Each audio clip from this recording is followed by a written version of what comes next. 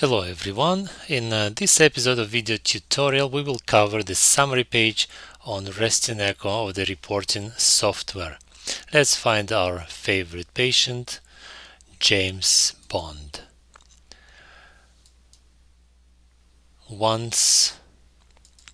After completing all the entries on previous tabs in the program by sonographers or a reviewing physician, we end up on the summary page. At the top of the form, there are a few green checkboxes to ensure that all recommendations from accreditation agencies are being followed. Summary should include comparison to prior studies if available. If no prior studies are available, then the summary should state so. The next is study conclusions should be relevant to study indications.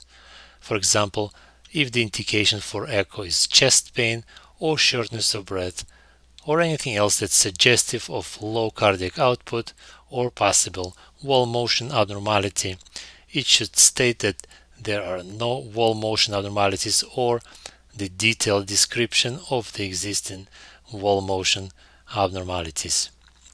Another example, if the indication is heart murmur, in this case, valvular pathology or intracardiac shunts should be ruled out. In presence of a significant pathology, relevant clinical guidance should be provided to the referring physician, even if that physician is yourself. For example, if there is any significant valvular pathology, wall motion abnormalities, or if the aorta is dilated, recommendations for follow-up echo or other clinical guidance should be provided to the doctor in the summary. These recommendations are being closely followed by the certifying agencies such as Core Health and Accreditation Canada during case study reviews. If study limitations are present,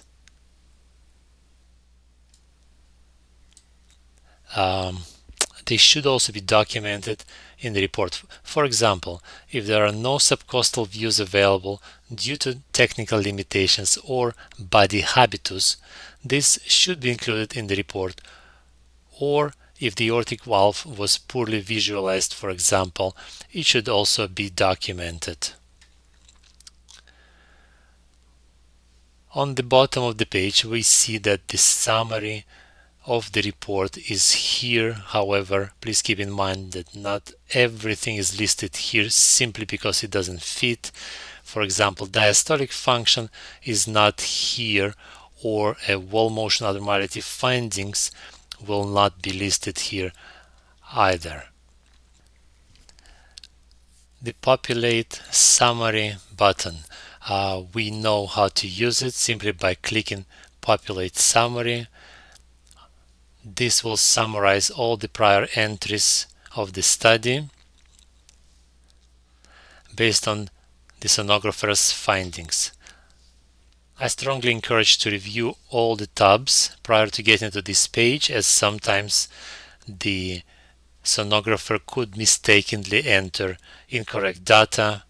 For example, mild pulmonic stenosis could be selected instead of mild pulmonic insufficiency, or grade 3 diastolic function could be selected instead of indeterminate without sufficient diagnostic findings of the Doppler.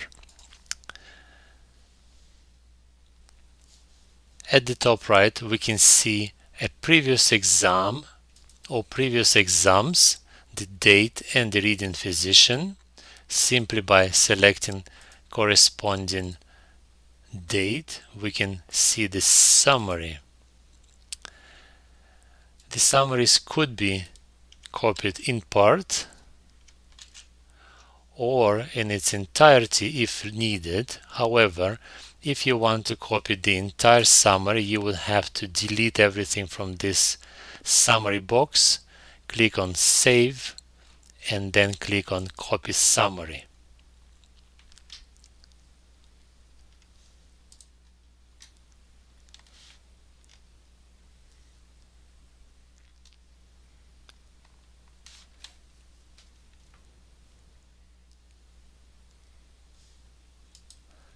On the left bottom, we have sonographer notes. Sonographer can enter their own notes.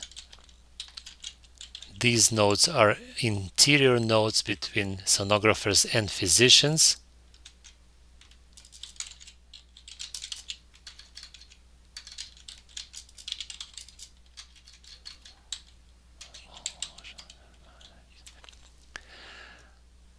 The notes are here to stay. They can be viewed by clicking on this button with 3 dots.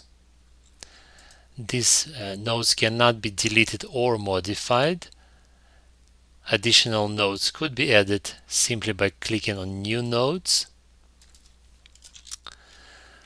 For example, if this is a sonographer, then the date and the sonographer's name automatically getting populated. However, if this is a physician who wants to leave a note, he can simply state that that he had seen the note.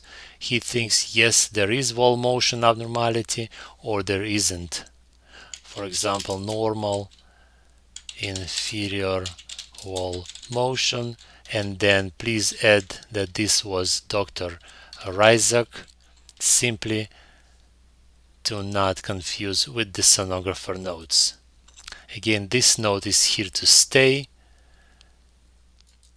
You can review it simply by clicking the 3 dots next to the note.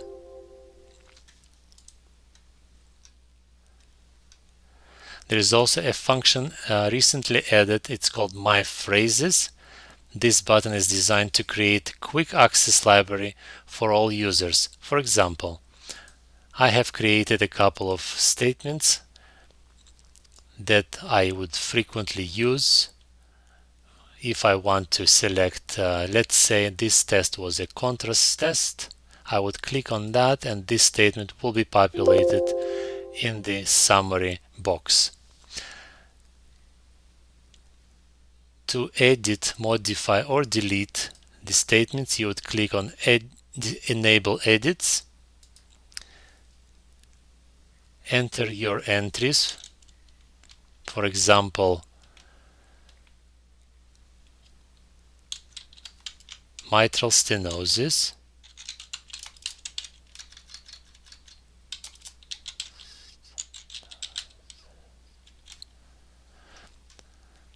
this is purely for example purposes. Mitral stenosis is not being used very often. Once you're happy with your entry, click on Save, click on Disable Edits, and your phrase had been added.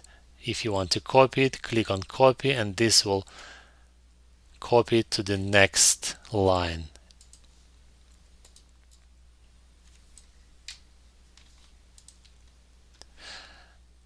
The phrases would be separate between resting echo and stress. Each user is able to create his own library based on the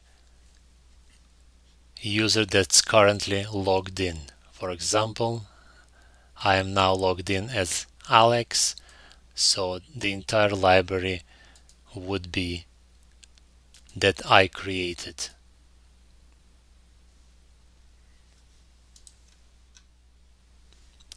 Thank you for watching.